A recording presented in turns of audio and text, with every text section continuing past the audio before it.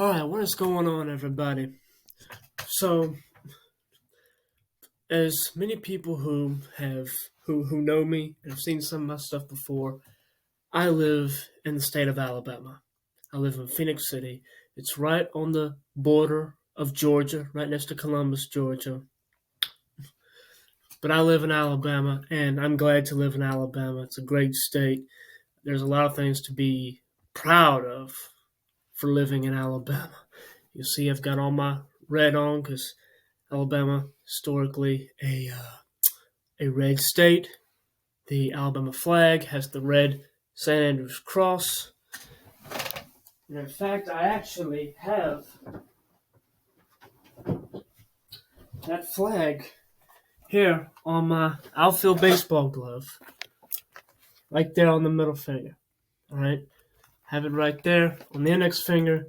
I have a Bible verse, but then I have state of Alabama right there. Right. Also red, crimson red is the main color of the University of Alabama. It's the color they use for their marketing and athletic programs. And the University of Alabama campus in Tuscaloosa, Alabama, was the site of last night's Republican primary debate. It was the fourth one, and it could very well be the last one, because the primaries for the Republican Party are starting next month in the middle of January. Right? So I figured, since it's in Alabama, I think that this would be a good time for someone from Alabama to speak on the debate. I must let everybody know I was not there. I wish I could have been. I have personal touch with a state representative from my area, and he said that he didn't even know if all of them would be able to go. There were only 800 tickets. And the Moody Music Building on the University of Alabama campus, I've never been there. I never heard of that building before this event. I figured they were going to host it at the Coleman Coliseum, which is, right next to Sewell Thomas Stadium. That is the Alabama baseball park. In fact, they both share the same parking lot. I figured they were going to have it there. They did not. They chose the Moody Music Building, and look at some pictures of the interior. It looks like a nice venue. Perhaps I can visit there one day. It was also speculated they may host it at the Bama Theater in downtown Tuscaloosa, but they decided not to do that either. I don't think that's technically on the university campus. But the university hosted it, and I think it was a good one. I'm very proud that Alabama was chosen to host that debate. I wanted to go, even if I was able to. I was not able to go because I'm still new at a night job that I have during my baseball off season that I'm really trying to get working with. So I could not attend because I was scheduled to go in last night. But I've watched replays of it because I knew it was something I didn't want to miss.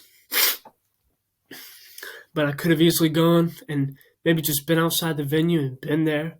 Maybe seen some of the candidates going in and out. And I could have stayed with my grandparents who live in Northport, which is just across the river from Tuscaloosa on the north side. So I think this would be good for me to discuss this debate. Something else before I start, a lot of people who may watch this video, I suspect a lot of them will not be people who are my usual viewers. In fact, some of my usual viewers may not even watch this video. Because my typical viewers, be honest, they don't watch a whole lot. All right? They don't comment a whole lot. But for those of you who are new to me, my name is Samuel. And again, I live in Alabama. I'm 23 years old. And politics is a big interest of mine. A lot of my usual viewers are not big political people, but I am. But I'm going to make this video anyways because it's something that I feel like I would like to do. So as far as discussing this debate, let's kind of go through the four candidates. So there were four that qualified, and there have been some that have dropped out since. Miami Mayor Francis Suarez was one of the first ones to drop out. In fact, he might have been the first person to drop out of the race. He didn't qualify for the first debate in Milwaukee. Um, Mike Pence dropped out. Tim Scott dropped out. A couple of days ago, Doug Burgum dropped out. And of course, Donald Trump has not been present at the debates by his choice. And technically, people are saying, oh, Trump is qualified, but he's not choosing.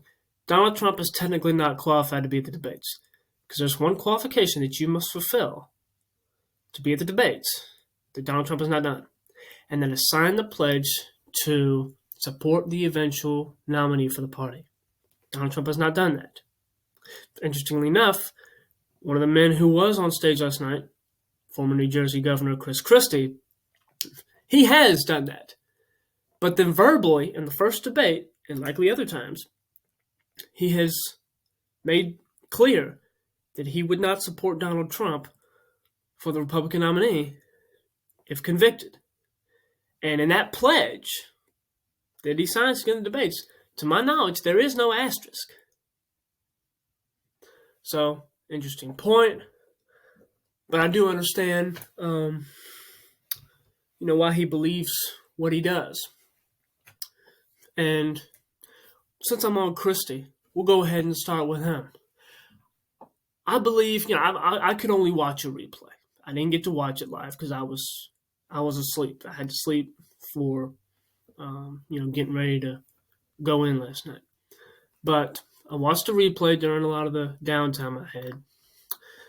And I think on a smaller stage, only 4 candidates, smallest one so far. The only reason it was smaller than the Miami one was because of Tim Scott suspending his campaign. He likely would have qualified for this debate. We don't know, but he likely would have. But a smaller stage of 4 candidates. Christie really showed, more so than other debates. He showed it in other debates, but especially in this one, how firm he can be. And I listen to him, and he displays a lot of principles. And, it's easy to say he talks a good game, and maybe he does. He just talks a good game, and that's it. I don't know. I've never been in New Jersey, so I don't know.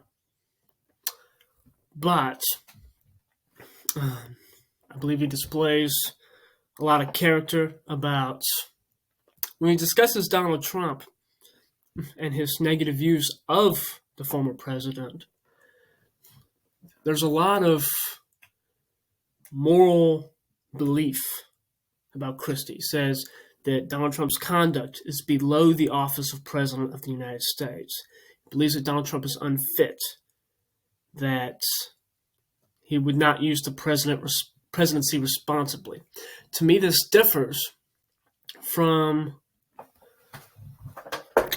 another guy who was in the race for the Republican nomination, but has only qualified for one debate, and it was the first one in Milwaukee. And that's the only presidential candidate that I've ever met in person. That's Asa Hutchinson. I met him in Columbus, Georgia, when they had the GOP convention at the Columbus Trade Convention Center. I got one of these cards to support him. I just grabbed one because I could. And so I have that. Hutchinson's reasoning for not supporting Donald Trump is saying that he's disqualified because of the events on January 6th of 2021, which Donald Trump was not the cause of the events on January 6th of 2021. And I can back this up better than anybody else I've ever heard, because most people who believe this just say that he wasn't responsible and that the left is just going after him. See, I can tell you something different. I know who I believe was responsible, and it's not Donald Trump. in his message before the riot in the Capitol happened, Donald Trump was very clear, peacefully and patriotically make your voices heard, staying peaceful. He said that we are the party of law and order. So he's very specific about that. Who was responsible? I can tell you. His son and his lawyer, Donald Trump Jr. and Rudy Giuliani. If you go back and listen to their speeches that they gave in that rally, that Save America rally in D.C., their rhetoric is a lot more dangerous.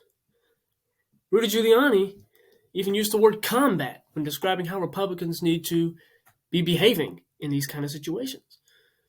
And Donald Trump Jr. didn't use the same word, but he had similar violent rhetoric. They're the ones who should be getting the flack for January 6th, not the former president. And so therefore, when Asa Hutchinson tries to say that Donald Trump is disqualified because of January 6th, and he tries to use the 14th Amendment for that, it's unfounded because Donald Trump wasn't even the cause. And Donald Trump Jr. and Rudy Giuliani are not running for president. If they were running for president, then Hutchinson can use that argument. But it's not the case. Christie, on the other hand, isn't trying to use a bunch of technicalities that don't fit. He's using morals, values, and standards to say that Trump is unfit. And you can believe for yourself if he's unfit or if he is still fit. It's your choice. Chris Christie made it abundantly clear last night, once again, he believes Donald Trump is not the right person to be in the Oval Office.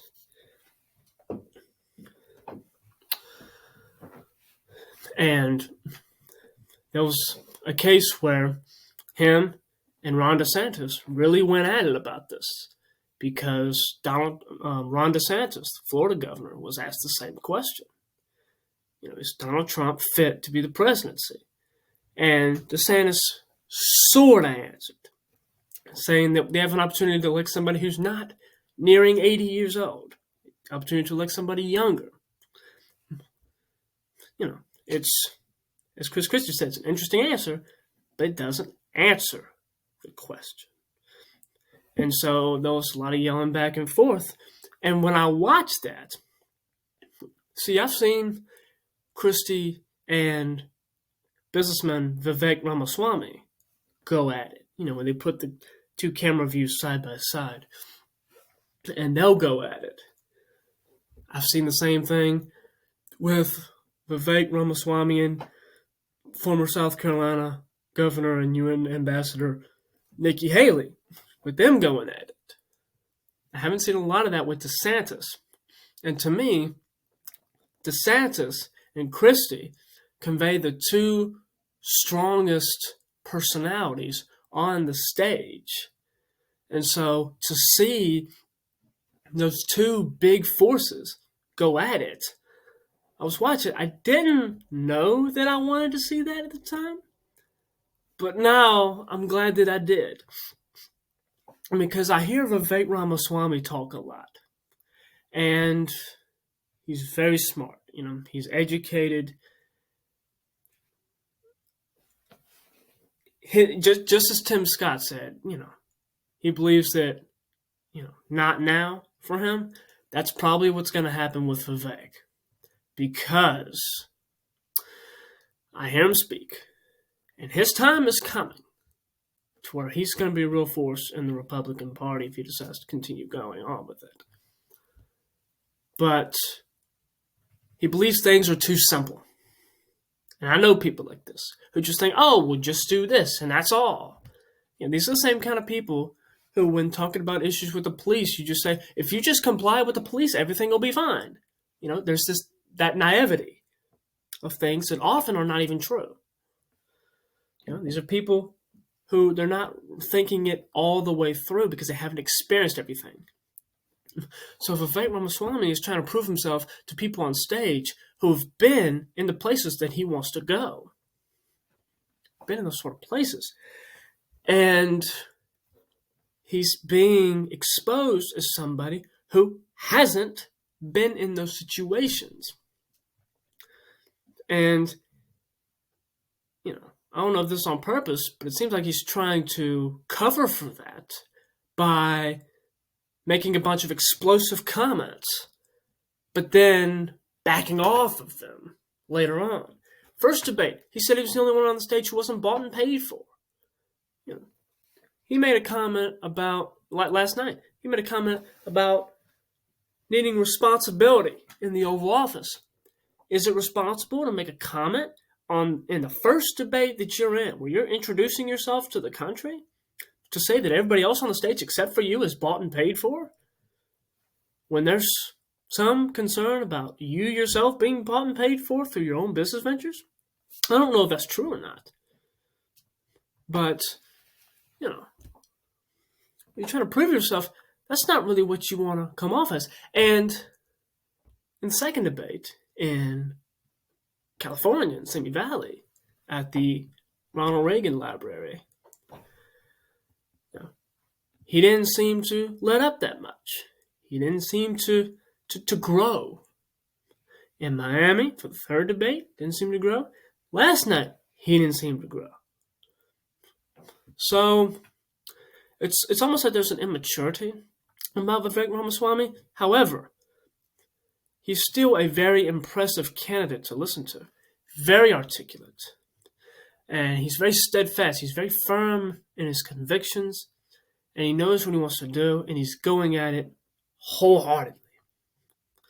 His time is coming. I don't know if that's now or later. But Vivek Ramaswamy is a name to watch. That's something I will say about this field of Republican candidates that you cannot say about 2012. I don't believe you can say it about 2016. In my lifetime, the 2024 Republican candidate field is the strongest field that I've seen. Plenty of good candidates. I mentioned Mike Pence. I believe he was a good candidate because he was firm in his morals and values. Tim Scott, his time is coming too. Very articulate as well. I believe he's relatable. Chris Christie, Vivek Ramaswamy I've discussed. Ron DeSantis, the name that often comes up as the number one alternative to Donald Trump. Of course, there's Donald Trump, who's been president before, and there's a lot of reason to believe that he can win again. And that's a big question as to, should Donald Trump be the Republican nominee? And I think where you have to start with that is asking the question, can Trump win? And again, it gets complicated. It's not just simple. I know a lot of people personally who say, oh, Trump's got in the bag. Does he? If you have a rematch between Joe Biden and Donald Trump, at that point, that's a very interesting election because, in a way, you almost have two incumbents. Two guys who have been president. One of them is just the current president. And Donald Trump still behaves in a lot of ways as if he is the president of the United States. And back in 2020, Joe Biden won that election. And of course, there's some people who have concerns about the election's legitimacy. Well, that's not what I want to talk about here. That's not what matters. What matters right now is Joe Biden is president.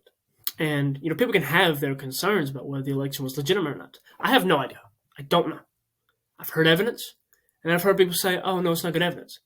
I haven't heard much reason why that evidence is not credible. I just hear people say, no, that's not true. It was legitimate.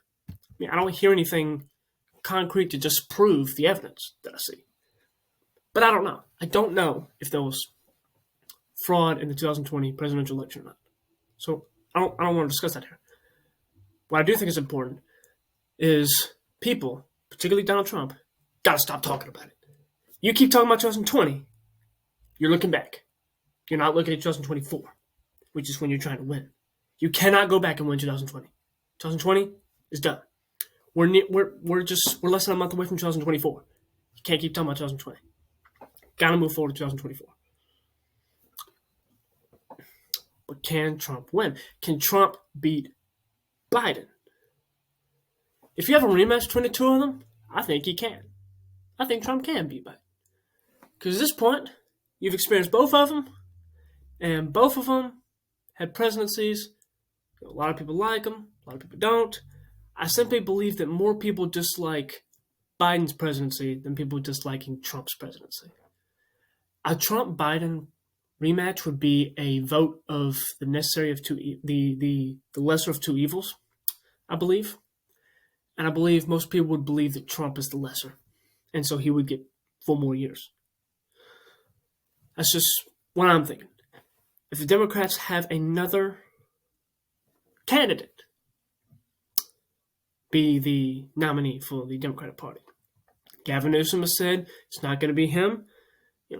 We don't know. It could, he could change his mind, or there could be something in the works. Who knows?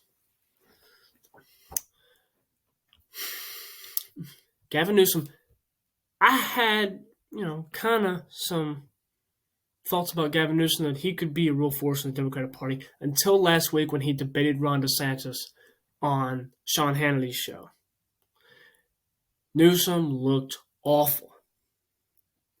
I mean, all the facts pointed against him, and yet he was just pulling out random stuff out of nowhere that wasn't true.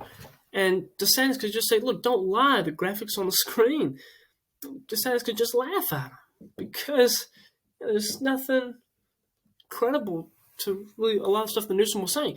No, Newsom wasn't a complete dud. He made some good points, yeah. Such as, Ron DeSantis shouldn't be sending illegal immigrants to California, and then criticizing California about having problems with homelessness and illegal migration. That's a decent point. And that's something that Texas Governor Greg Abbott, he's not running for president, but if he was in this race, that'd be something that would be a point for him too. But I guess we'll get back to the debate, last night's debate. Ron DeSantis is still the number 1 polling candidate that's been on the debate stage. And to me, there's a lot of relatability to him. He resembles the persona and personality and mannerisms of a father. And part of that is likely because he is a father. And so there's kind of a homegrown relatability to him. And he's got a great track record of following through on things that he says he feels need to be done. And he does things about them. He solves the problem. As he said last night, he wins on issues, not just in elections, but on issues. And I think for him to win, that's got to be a big thing that he runs on. And of course, to Chris Christie's point, if any of the candidates not named Donald Trump are going to become the Republican nominee, at some point they're going to have to take Donald Trump on. And last night was kind of the point where now you're running out of time. The primary is next month.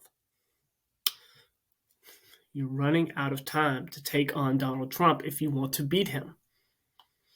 You spent some of the other debates and some other events either praising him or avoiding him. If you want to win, you're going to have to take him on. Chris Christie doesn't care because he doesn't believe Donald Trump is fit. Clearly, in the backs of the minds of Haley, DeSantis, and Ramaswamy, Trump is still the leader of the Republican Party. And it's possible that secretly, they're just waiting for him to get a big enough lead, and then they'll drop out and just endorse him. It's possible. I don't know, but it's possible. Do I think Donald Trump being the nominee would be the end of the world? No. I think Donald Trump can win. I do believe Donald Trump is fit to be the presidency. I'll answer Chris Christie's question. I do believe he's fit. I'll tell you what. I believe he's fit because the people have said so. They said so back in 2016 that he was fit. I know that, time changes. That was not quite a decade ago, but a little less than a decade ago that, he won that election in 2016. But the people believed he was fit then.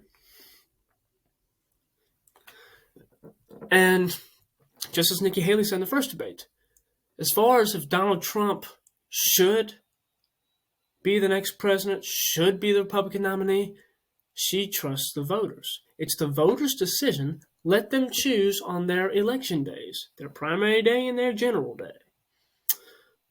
She believes that the people will not want Donald Trump again. But I think her point is correct that let them decide. They are, the ultimate jury, as Sean Hannity has said before. So that's part of the reason I believe that Donald Trump is still fit. Another reason I believe he's still fit, he's still got energy. He's still going doing events. And even despite all of the attacks on him that he's been getting since 2015, he was a fairly popular figure in popular culture until it looked like he was really going to go far with the presidency. And then people were like, oh, shoot, we thought, we want him to run, but we didn't want to actually win. We got to start tearing down his character. And I think that is not right. I think that is wrong. And now it's gotten to the point where the establishment in D.C. are using using their power to criminally charge him for things, for questionable things. The case in New York, experts have said on both sides of the political spectrum, there's nothing there. That one won't go very far at all.